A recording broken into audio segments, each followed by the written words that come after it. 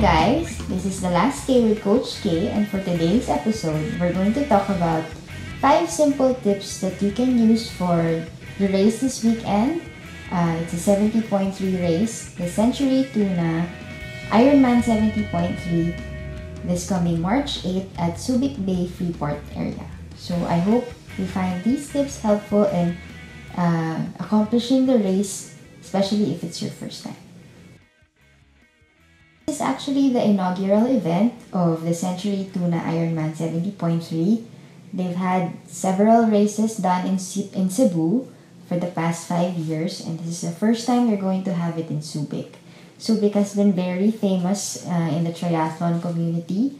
For the past 2 weeks now, we've been having a series of races, triathlon races, starting from Challenge Philippines to Tri United 1, and now this coming weekend we're going to have the Ironman 70.3 for the first time. So it's a good 70.3 venue for first time 70.3 aspirants. 70.3, you get that number if you add the distance for the swim, the bike, and the run in miles. So the total for those three is 70.3 miles. That's why the event is called 70.3.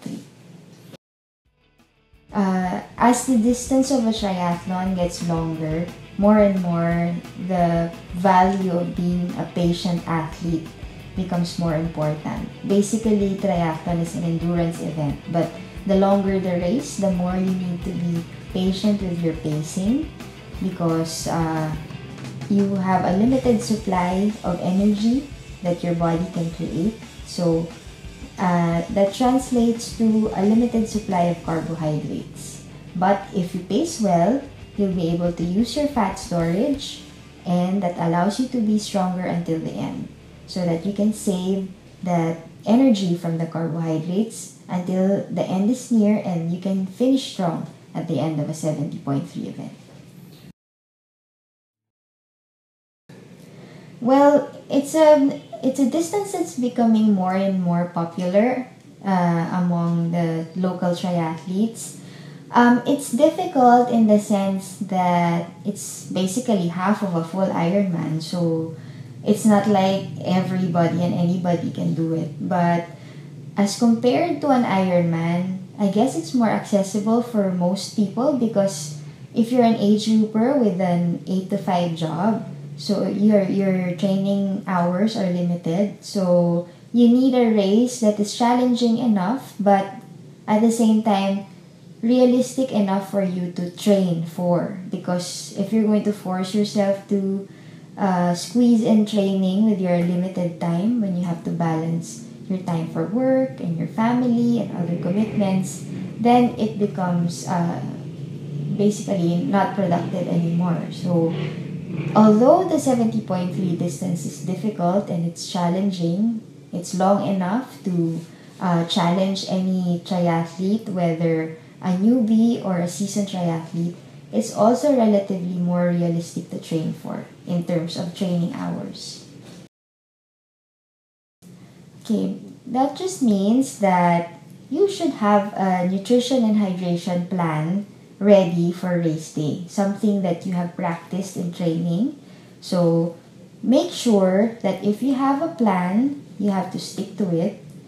If that means you have to set an alarm on your watch or your computer just so you remember to eat or drink, then you have to do that, especially on the bike leg because that's where you have the most opportunities to eat because it's easier to eat and, well, basically eat. It's easier to eat food on the bike than it is when you're running. All that bouncing and pounding around can upset your stomach if you eat too much. So take advantage of your time on the bike. That's more or less 3 hours. Make sure you take advantage of that and eat as much as you can according to what you've practiced in training. Being conservative is, I guess, tied up with the first tip, which is to be patient. You don't want to make it bit more difficult than what it will eventually be naman later on. So When you're pacing yourself, just divide the distance, whether it's the bike or the run, divide it into 3 or 4 parts. Make sure you're conservative in the beginning. A lot of first-timers or seasoned athletes make the mistake of going too hard either on the bike or the start of the run, and then they run out of legs in the end. So if you're smart enough to be conservative, then you'll have the legs to be strong in the end. Especially for a hot race, now that summer has officially started, more and more your need for hydration and your nutrition, your electrolytes, all of those things, you have to be ready and you have to replenish your stores, because every time you sweat, all the electrolytes go along with your sweat. So you have to replenish every time there's an aid station. Even if in the beginning you don't feel like getting anything, might as well just grab a cup of water or a sports drink, a banana or a gel, just to be sure, because the last thing you want is to be in the middle of the run course in between aid stations and you're looking for something to eat or drink because your energy stores are getting depleted. So just be on the safe side. Always get something when you pass an aid station. Being proactive just means that when you face difficulties during the race, like you feel like you're losing your energy or you're slowing down or you're starting to feel some aches and pains, don't lose hope, because there's a way to get past through that. For example, if you're starting to slow down, that doesn't mean your race is over. Maybe it just means you need to replenish your calories. You need to eat more or drink more. So what you do is you just slow down a bit, then grab something to eat, take in some calories and some water or sports drink. And then if you start to feel better, then you go back to your previous pace. And when you're riding, usually in a 90-kilometer ride or race, you start to feel some aches and pains on your back, your crotch, your shoulders, your neck.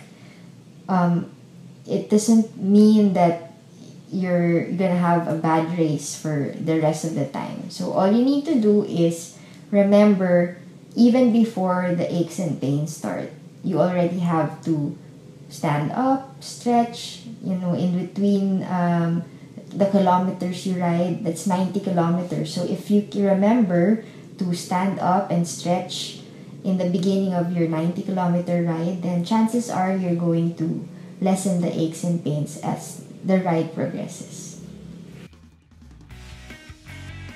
Be patient. Number 2, be on time. Number 3, be conservative.